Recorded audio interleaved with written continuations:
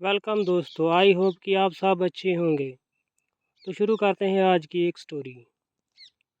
बहुत समय पहले की बात है।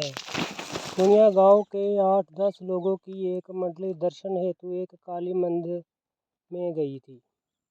काली का यह मंदिर एक जंगल में था, पर आसपास में बहुत सारी दुकानें, धर्मशाला आदि भी थी। कच्ची पक्की सड़कें भी बनी हुई थी, पर घने उगे जंगल, पेड़ पौधे उसी जंगल होने का बहान कराते थे। यह काली मंदिर बहुत ही जगता स्थान माना जाता है। यहाँ पर हर समय भक्तों की भीड़ लगी रहती है।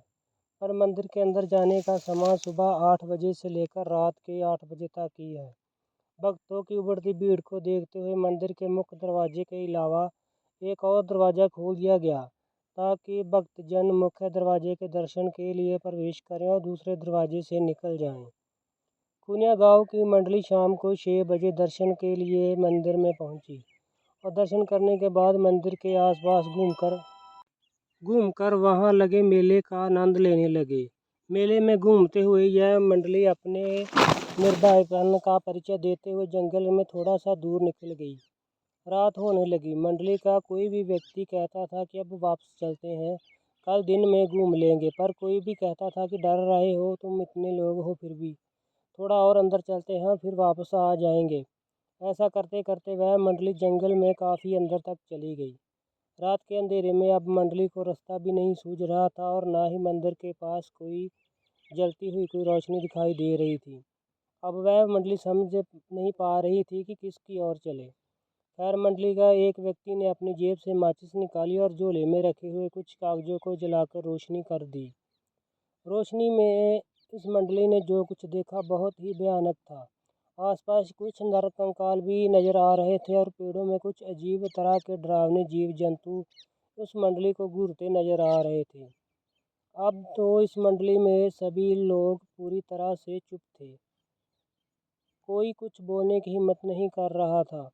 पर वहाँ वे लोग धीरे धीरे एक दूसरे के काफ़ी करीब आकर चिपक गए। फिर किसी ने थोड़ी हिम्मत करके कागजों की बुझती का आग को वहीं पकड़े, कुछ सूखे घाव को फूस को भी डाला और फिर थोड़ी आग तेज हो गई।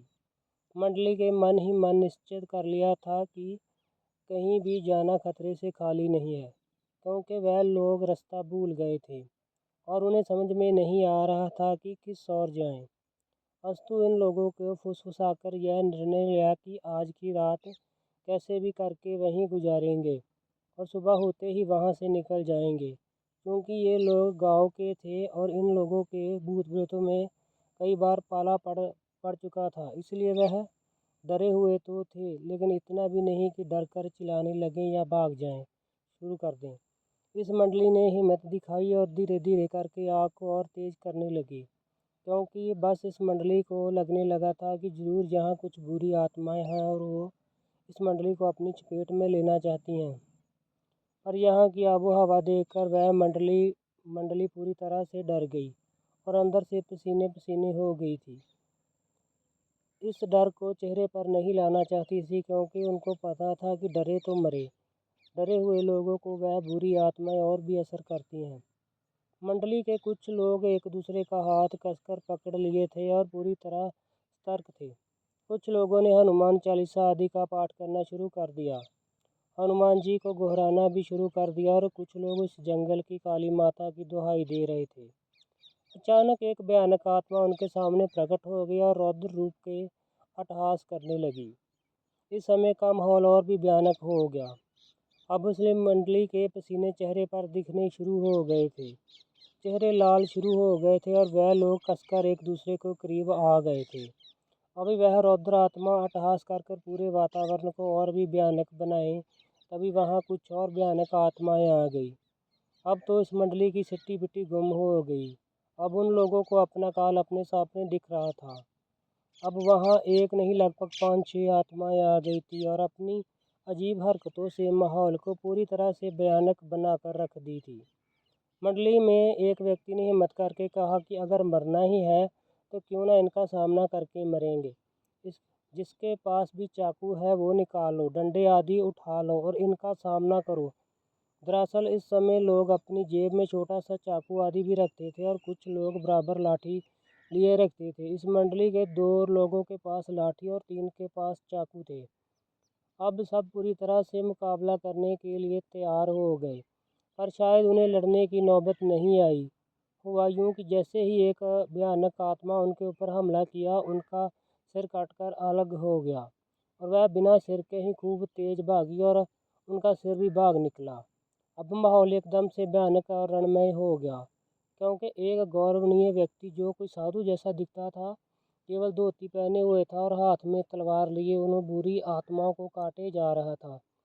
देखते ही देखते सारी बुरी आत्माओं को काट कर रख दिया। और गौर करने वाली बात यह है कि कोई भी आत्मा मरी नहीं, पर सब चिल्लाते हुए जीव जीव आवाज़ें करते हुए वहाँ से भाग निकले।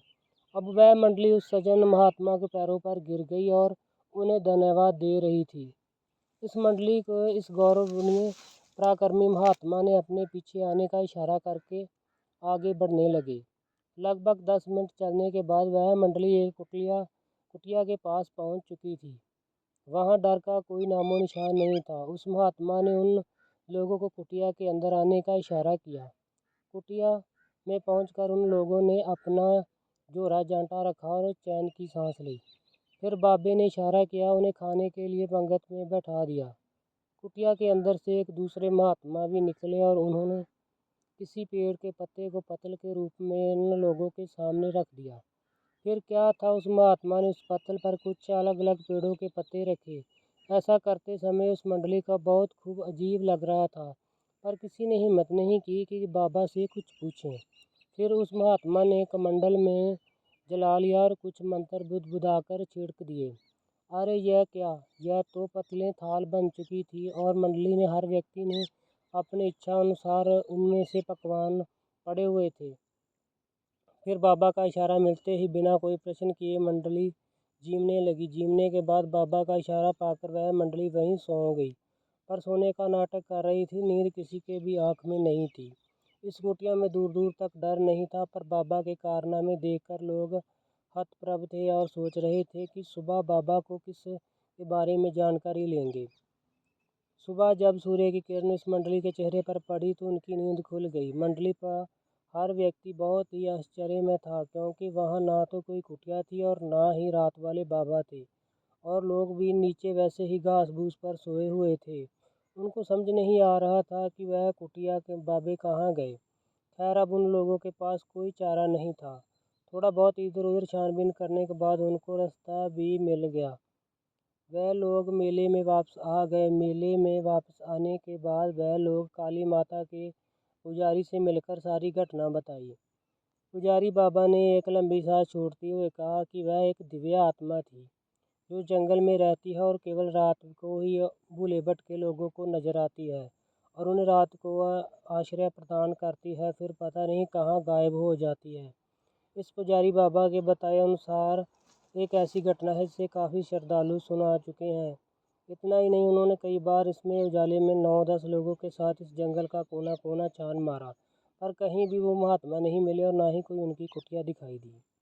खैर, वह मंडली तो कुछ और ही करना चाहती थी। उस मंडली ने फिर हिम्मत करके रात में जंगल में निकल गई। मंडली चाहती थी कि उन्हें बुरी आत्मा सताए और फिर बाबा उन्हें आकर उनकी रक्षा करें। इसी बहाने वह चाहती थी कि बाबा के दिखते ही उनके पैर पर गिरकर कुछ रहस्यों के बारे में जानकारी ले लेंगे। बाबा के हाथ जोड़कर प्रार्थना किया जाएगा कि वह कुछ अनसुलझे प्रश्नों का उत्तर दे दें। पर यह लोग जंगल में कुछ दूर ही आगे बढ़े थे कि जो बाबा रात को पत्तल लाकर रखते थे वह दिख गए और बोले, तुम लोगों को मन मस्तिष्क में क्या चल रखा है मुझे सब पता है, पर ऐसी भूल मत करो। कुछ चीज़ों को रहस्य ही रहने दो। और सबसे अहम बात यह है कि हमारे वह गुरुजी इस जंगल में उसी माता के दर्शन के लिए आए थे, पर रात को जंगल में कुछ डाकुओं ने हमारी हत्या कर दी। फिर हम कभी इस जंगल को छोड़कर नहीं गए और रात भर जाकर श्रद्धालुओं और डाकुओं को बुरी आत्माओं से बचाते रहते हैं। जय बाबा विश्वनाथ, जय माँ काली। दोस्तों, लाइक शेयर और कमेंट करना है। चैनल को सब्सक्राइब भी करें।